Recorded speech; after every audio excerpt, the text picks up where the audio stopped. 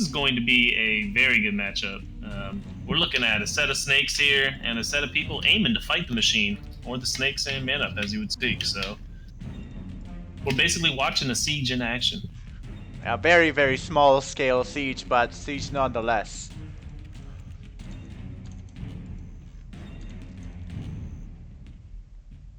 Now, I believe Sazuk not quite invited yet. I'll try to do that.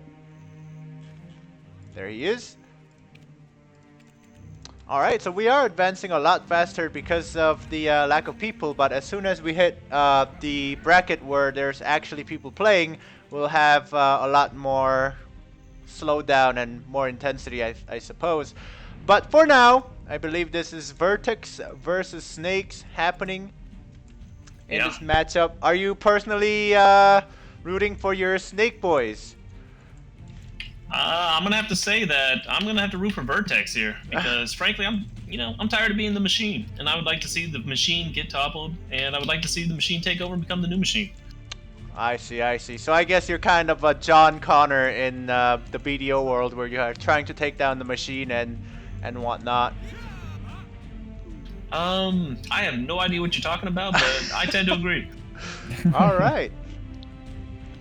Now, Geek on Matt has shown up on Good Vibes, your league, quite a bit. So, what do you think is gonna happen here? The Warrior versus Warrior. Well, Geek on Matt has been just destroying competition. There's the perfect example. What he just did there. His aggression. He's known to just go in ham, not ask questions. Just go in, get the grab, get the burst, take his kill. And just relentlessly chase his targets, which is pretty much what this fight was Geek on Mad just chasing Unstoppable right behind him, finding and seeking his prey and just eliminating them very quickly. He's a very, very skilled player with a lot of gear. So he's definitely going to be a force to watch in this tournament. Yeah, and I will say that this team right here, Unstoppable, Geek Got Mad, this is going to definitely be a team to watch. And these two players, they're like two peas in a pod here. Unstoppable himself, he is the original banger. He will not stop going in until he is dead. All right, here we go. Another round starts, and this time around, Geek Got Mad actually is leading the charge again.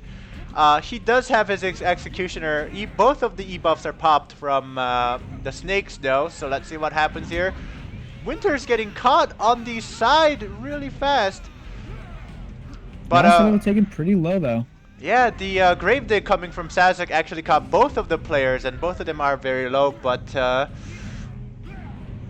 no additional engages. Winters has gone into hiding, and he's right there coming in with the CC. Very nice use of hide there. Yeah, great play by the Kuno, forcing the V from Unstoppable, taking out Geek on Mad. Geek on Mad I think that was a missed V by Geek on Mad there. Yes, by choice, but maybe not. Yeah, he opts to not use the V there in that situation.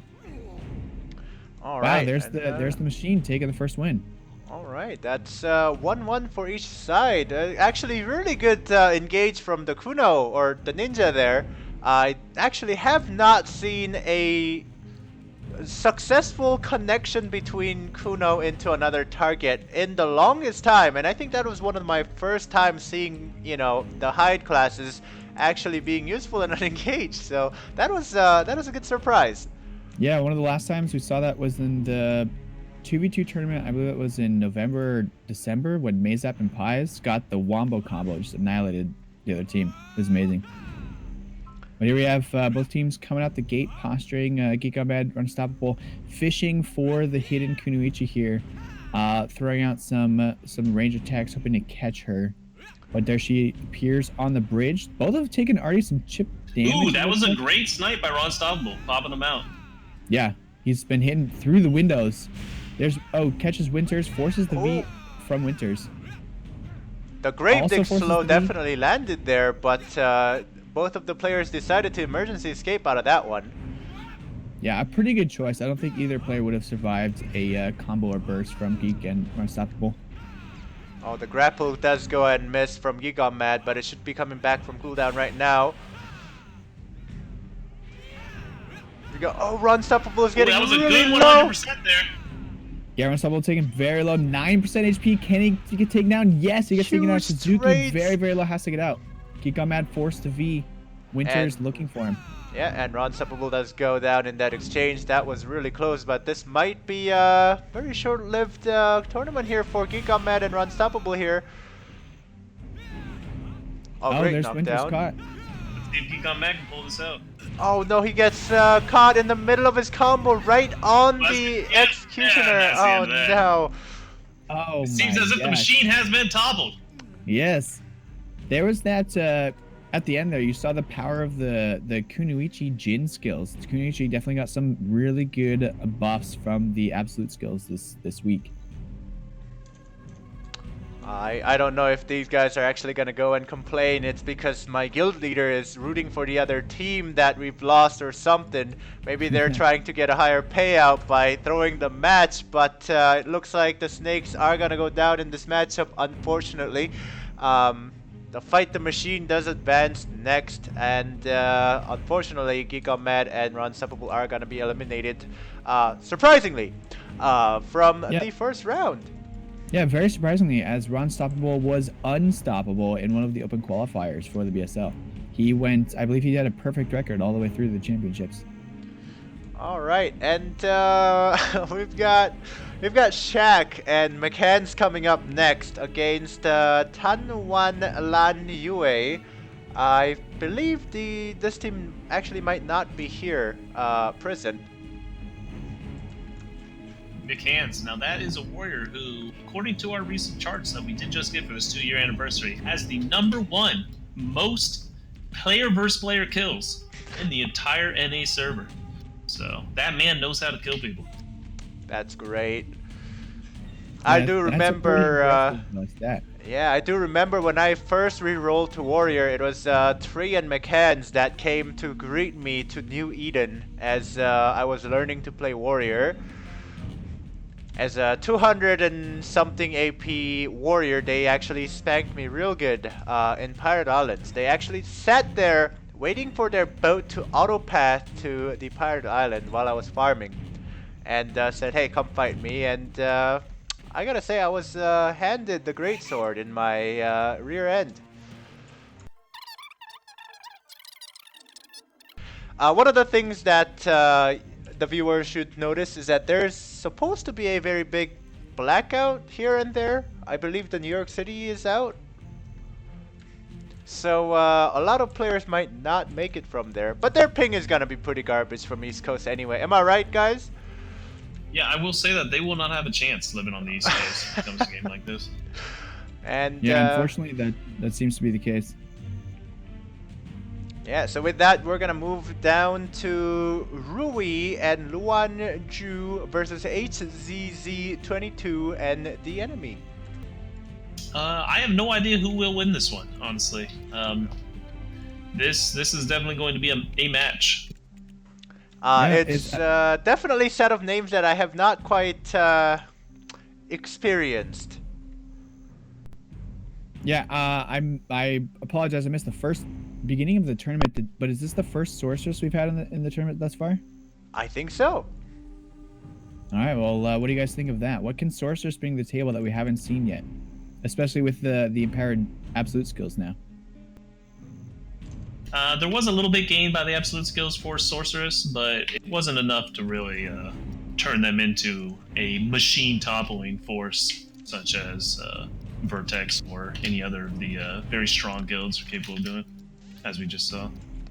Alright, it is against Tamer Warrior though, so Sorks do actually extra damage against Tamer, I think, because they're damage magic based. So we'll see if they can use that advantage here or not. Yeah, it looks like it's a ninja sorceress versus a tamer warrior. I think it's gonna be up to the ninja to get the grab on the warrior. Otherwise, I think Sork is gonna have a very difficult time against warrior. Typically, anyways. Alright, so on the other side, Sork Ninja, the ninja decides to take the front line. Sork is in the back. Look at that, engage. The tamer actually goes down. Sork is not quite able to connect as he falls into the sewage. but everybody's on the floor right now. Absolutely no skill connected on that knockdown. It was almost like they decided to take a break there. Yeah, that ninja may be regretting choosing to give a handicap on himself by not going invisible. Yeah, going invisible is, one of Ninja's. Oh my gosh, he jumps. Most likely by mistake, and then he pops his E buff to heal up just before dying. That is an unfortunate series of events for that ninja. I mean, as a player that does make mistakes every now and then, I'm gonna say that if I were that guy, I'd be blaming the server and the ping. Because that certainly wasn't me doing the jump. That was just, the server registering wrong keys. Yeah, typically to me, that's one of those moments where you kind of just pack your bags up and leave the arena. Because, yeah, that was quite embarrassing. Yeah, well, what can they do differently this time to get the win, you think? I would say step one would be go invisible on the ninja.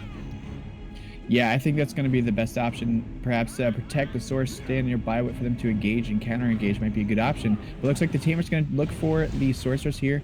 Not going to land anything. Sorceress iframes too strong, as well as the tamer iframes. No damage or CC. There's a little bit onto the sorceress.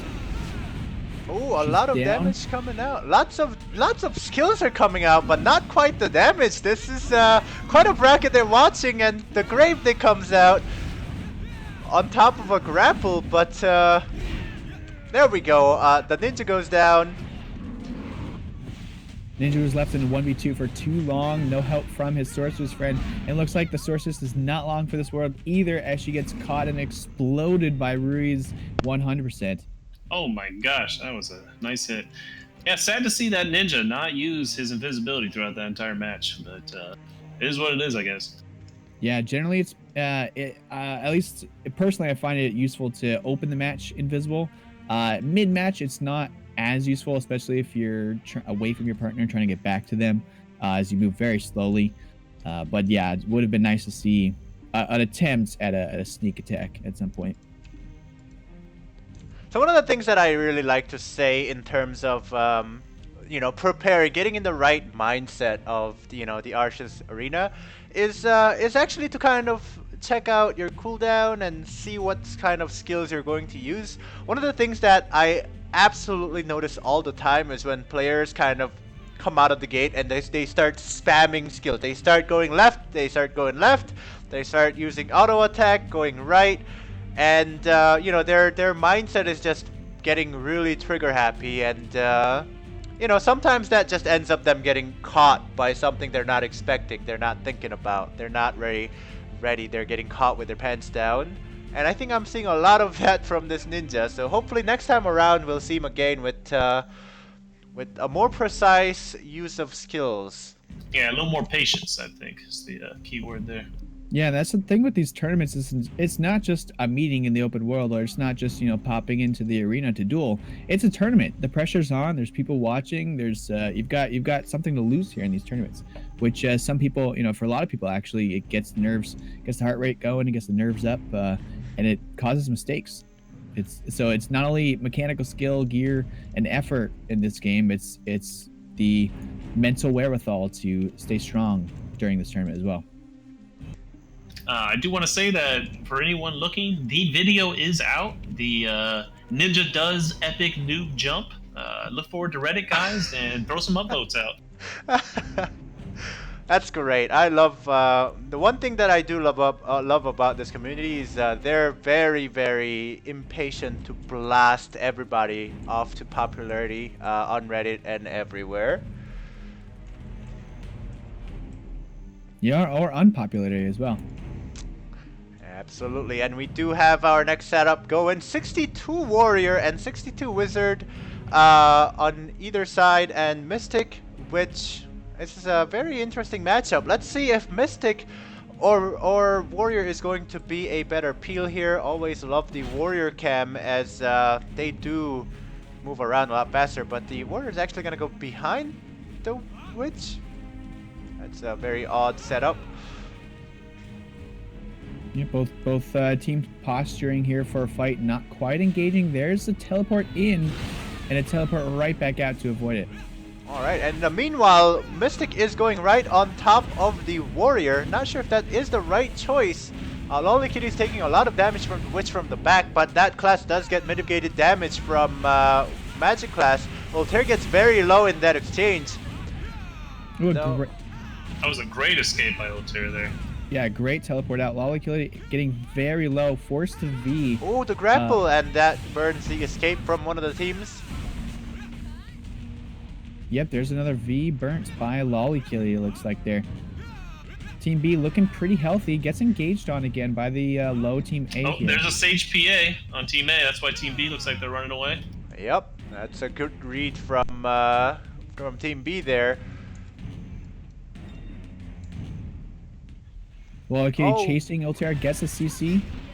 Yeah, well, the Warrior goes in for the peel, but he actually gets caught by the knockdown there by Mystic.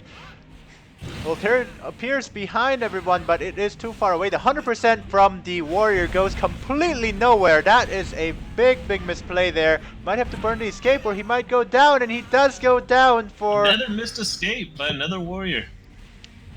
The Warriors actually do tend to be too brave, I believe is a term.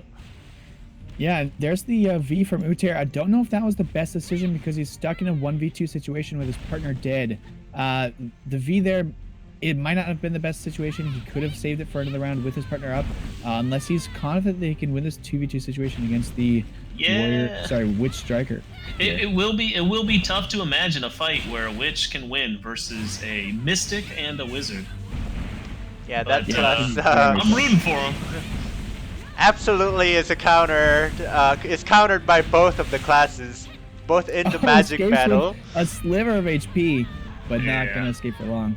As expected, I think, though. Yeah, I think maybe this time around, if the Warrior actually sticks around with the Witch there, he actually ran away super far, and the Mystic just caught up to the Witch and started CCing him. That was not quite coordinated escape from Team B there. Yeah, Team B, Hova is the only one with a V left, so he's going to have one get out of jail free card against this team. Oh, there Let's comes see the how Blizzard easy- coming out.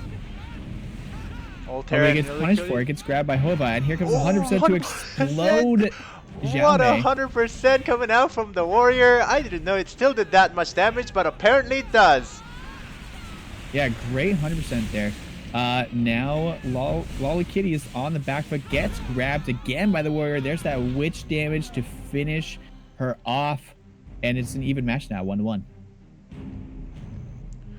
Okay, Looks like we got a match on our hands here.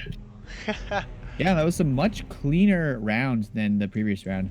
Hova able to get the CC onto the Wizard there and take him down, or sorry, the Witch there. No, I was right the first time, the Wizard. And it looks like we're gonna have another match here, the tiebreaker. We don't go into a lot of these because so far everything is just really one-sided, but this team here, they did definitely show very aggressive playstyle, but are they gonna be able to do it again? Lollykitty once again going straight into the Witch. Yeah, I Meanwhile, would wager they should have PAs up here, so we should be looking for those to be coming out. Voltaire's Voltaire. going very low, and he does go down with that. Oh, but Xiaomei is absolutely low. Not quite have anything to connect after that knockdown. Hova X using the Scars of Dusk to do a little bit more damage, not quite be able to finish off Xiaomei, and this might be looking pretty grim for Hova X here. Yeah, Xiaomei jumps out and heals right in Hova's face as Hova is unable to capitalize on that moment, getting both him and Lollykilly back up to full. Hova sitting at full now in a tricky 1v2 situation, throws out the spear, doesn't really connect, is dodged by both players. This is going to be a tricky situation. The only way I see this working is if he magically gets a double CC onto them and gets a full combo off onto both, or just sits at the top of the bridge and spams spears, who knows. We have seen him one-hit someone before with this 100%. Yeah, that's true. It looks like Oh, he look at that meteor range. He does have the 100%, I believe, charged. So Yeah, that is a possibility. He could I be will looking say, for it. if I was in his shoes right now, I'd be looking for a stun with the spear throw into a nice, easy 100%. He could Yeah, be it waiting looks like- for his Executioner buff to come back because that cooldown is 3 minutes. Of course, the match lasts for 5 minutes, which means he does have a chance. There's the HP debuff coming into play. Everybody's at 80% health now, which means the 100% potential is much, much greater as time ticks down. And now he's 100%. Only needs to do 80%. Absolutely. I love how math works in this game, and sometimes how it doesn't. Lolly Kitty approaching by herself. I wonder if Hova's going to try and capitalize on that. Doesn't look like it. Everyone's playing, or Hova is playing pretty safe at the moment. He could also be trying to wait out to the 50% marker, which I believe is at about 1 minute and 20-ish seconds. So if he waits that long, his 100% will almost certainly take down both of the enemy players. If he still has to land the CC though and get it off. Yeah, I mean, if I was in the shoes of Team A right now, I would definitely be trying to push the aggression because this is a ticking time bomb right here. Yeah, definitely. And even though even if the wizard teleports in and starts a 1v1, Hova thinks he's got him, might be able to take him out. I believe the striker would be able to gap close in time to save him. So it might be just a risk they have to take. I do actually remember one other warrior that played like this, which ended up winning the tournament, but not quite the respect from other players. And this is exactly what's going to happen if this guy actually one-shots both of the players. Our Marky boy, Digman, used to play just like this. The legend himself. The legend with the 10... pen ogre. Absolutely. And he is collecting shrubs in the middle of the match. Is actually hiding. He has no idea. Oh, and there comes the plays coming out. What just happened? Oh no, that was so close, but not quite connecting. Grab. He actually, yep, he actually went in hiding in the shrubs to catch them, and 100% goes down. Oh no! Another resisted grab by the. This is looking a lot closer than before now. Hova's playing super aggressive now. The grapple lands from the Mystic, however, and he's gonna go almost down, not quite. There we go. That was actually... PogChamping right now. PogChamp's in the chat for that fight, boys. That was actually a brilliant play. He was hiding in the shrub just to pop the Executioner buff, and if the grapple landed, he would have had both of the kills in the bag. But unfortunately, sometimes RNG says, "Thou shalt not have grapples," and that is what you saw right there.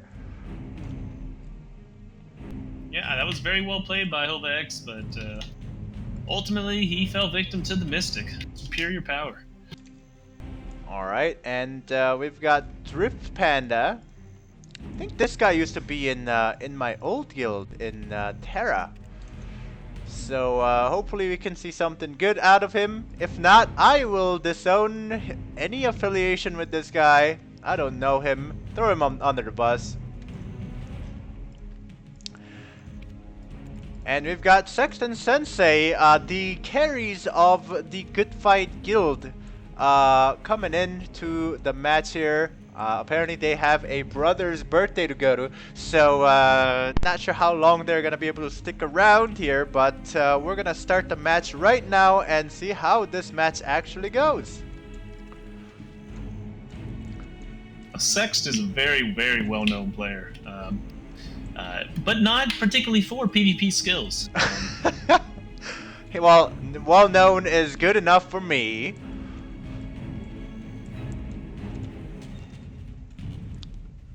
Alright, the next match is gonna start in about 10 seconds. Both of the sides are ready to go.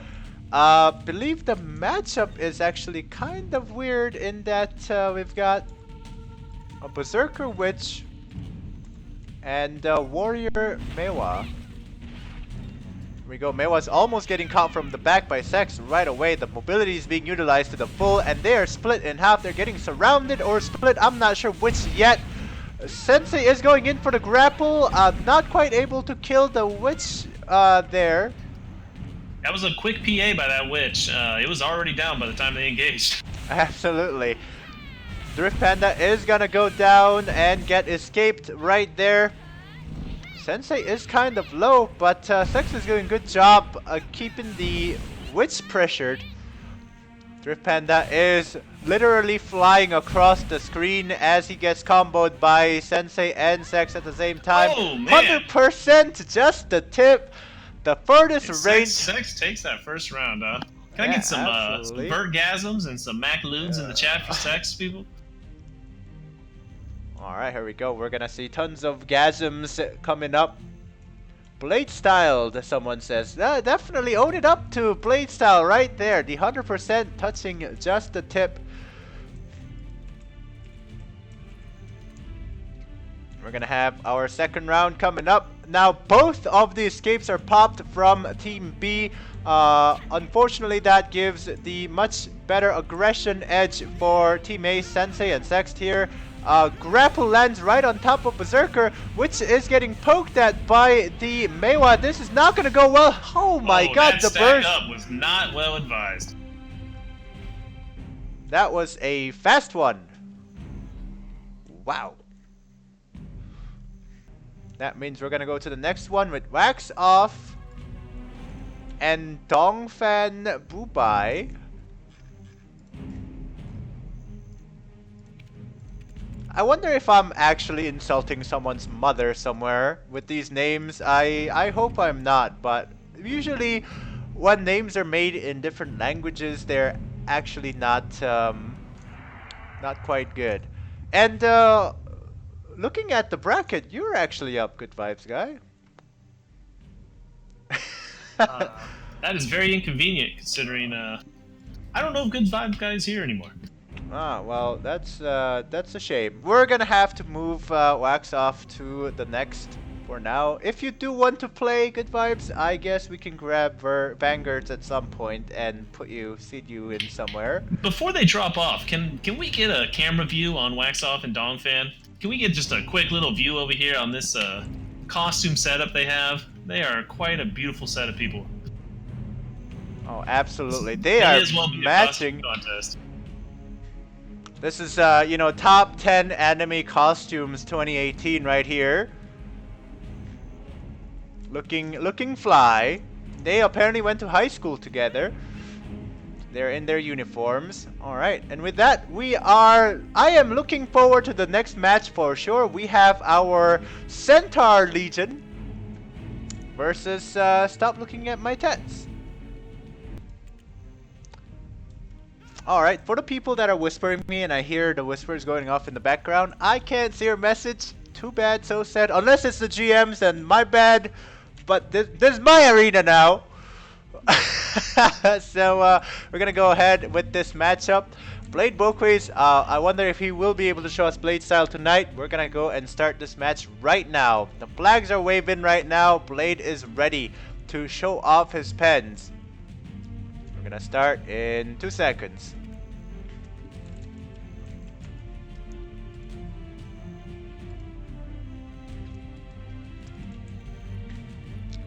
Blade style is definitely one of the things that I have been advertising a lot in many different places, and I really wish it's something that Blade himself would actually get into a lot more, the Blade style.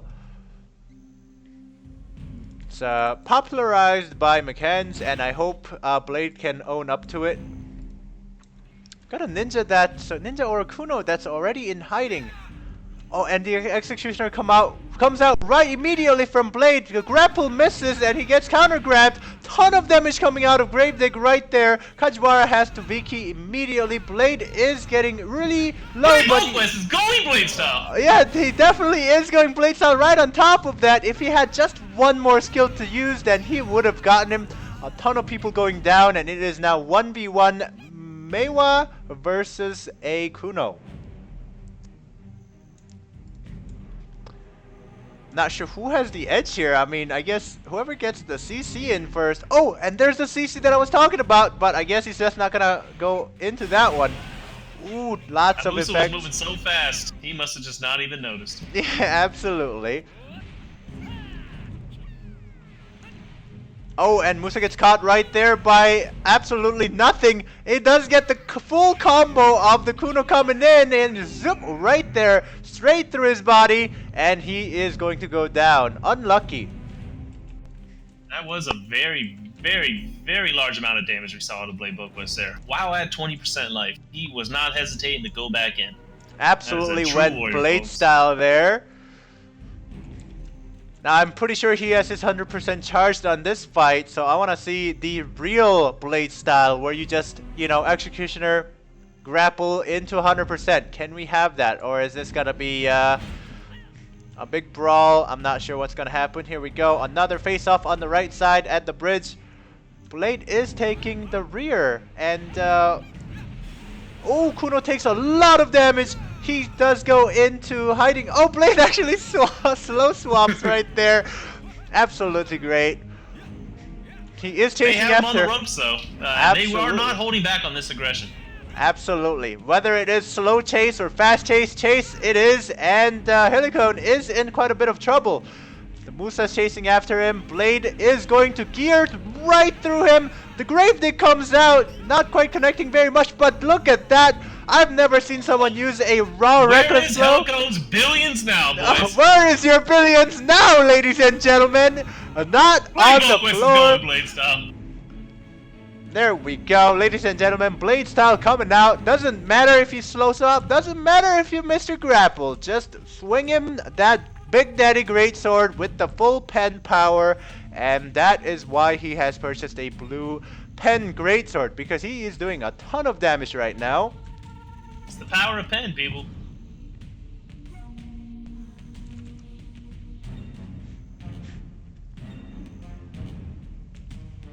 So it looks like Blade Boquist is the only one remaining with his V up. What a champion! After taking the most damage in this fight, probably he's still. Oh no! And he actually that definitely would have been a good time to use V. Reverse blade style by Helicone, and unfortunately he will get taken out of that fight. Good showing from Blade Boquist though, and I can definitely see that he is trying really hard to be able to play better warrior style right here. Blade style is something that is in the works, and I hope to be seeing it somewhere in the near future completed in the round of 16s and up.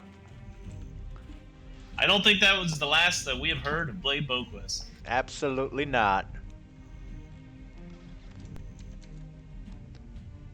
Alright, and with that, we are going to move on to our next match, which is going to be Meimo and Ioshiki. I believe this is actually also a very familiar name. Meimo, yes, that is arguably the best tamer on the entire NA server. From what I have been told by numerous sources, Meimo does defeat balance 80% of the time. Oh, wow. Alright, I'm excited to see this one. We're gonna start right away. No further delays right here. Arguably, absolutely. We'll see what happens in this matchup.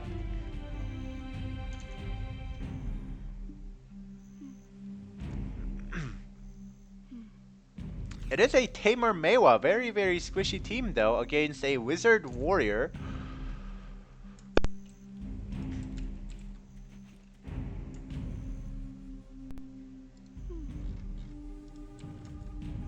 And the round has started. Let's focus on to our little furry friend Meimo as he jumps straight into action. The stun doesn't actually quite connect there. Meimo is gonna choose a lot of AoEs right in the middle of everybody. Ioshiki actually has to escape out of that one though, and so does the Wizard. I think right here against the Warrior he could have gone in a little more aggressive for the kill, but nope, he's gonna play absolutely safe for now. Yeah, it looks like Meimo is just here to give us a show. It's actually amazing how much pressure they're putting up against a Warrior Wizard combo as a Meiwa tamer. But a lot of escapes have been burnt out from that. Two exchanges there. Meimo taking higher ground as he can pole vault right into a lot of players. There is the knockdown on the Nashor, the Wizard, but not quite any kills happening. 100% coming out. Meimo is able to dodge that one. That was a great use of the iframes on that pole vault. Oh, Nashor goes down once again. But absolutely no damages are coming out at this engage due to all the buffs being popped here. What's actually surprising me more is how come the Tamer and Meiwa's not taking damage either. That is a mystery indeed. And the stun lands on both of them. Oh, this might be bad. Gosh. Very, That was very a little low. bit embarrassing. Yep, both of them getting caught. Oh, the grapple lands right on top of the wizard from Meimo. Very, very good grapple. Tamer's grapple is actually very finicky to land. And 100% coming out. Everybody dies. What just happened?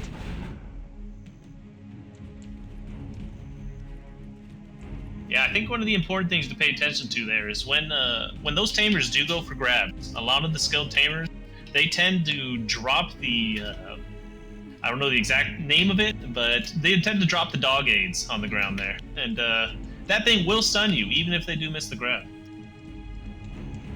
Interesting fights happening.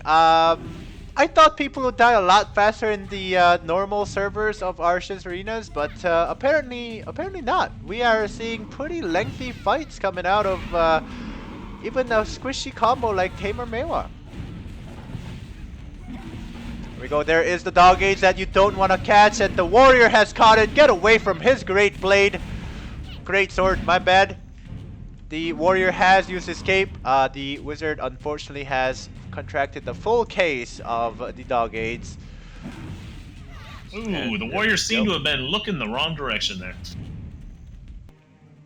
Good and that showing. just is a good demonstration as to why Meimo is considered, arguably, the best tamer on the NA server. All right.